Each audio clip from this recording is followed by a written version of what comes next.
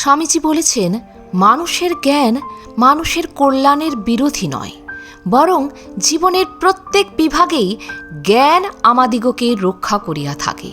জ্ঞানই উপাসনা। আমরা যতই জ্ঞান লাভ করিতে পারি ততই আমাদের মঙ্গল।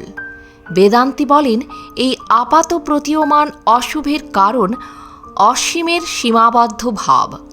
যে প্রেম সীমাবদ্ধ হইয়া ক্ষুদ্র ভাবাপন্ন হইয়া যায় এবং অশুভ বলিয়া প্রতীয়মান হয়, তাহাই আবার অপর প্রান্তে অসীম হইয়া ব্রহ্মরূপেই প্রকাশ পায়। আর বেদান্ত ইহাও বলেন, এই আপাত প্রতীয়মান সমুদয় অশুভের কারণ আমাদের ভেতরেই রইয়াছে। অতি প্রাকৃত কোনো সত্তার ওপর দোষারোপ করিও না, নিরাশ বা বিষণ্ণ হইয়া পড়িও না, অথবা মনে করিও না আমরা গর্তের ভিতর পড়িয়া আছি। অপর কেহ আসিয়া আমাদিগকে সাহায্য না করিলে আমরা আর উঠিতে পারিব না।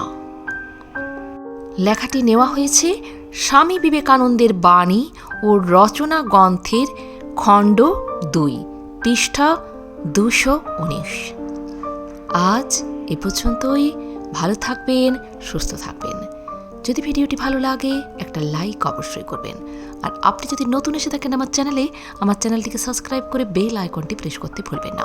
সবার আগে বেলা 3টেই পৌঁছে যাবে আমার ভিডিওগুলি আপনার কাছে প্রতিদিন। ধন্যবাদ।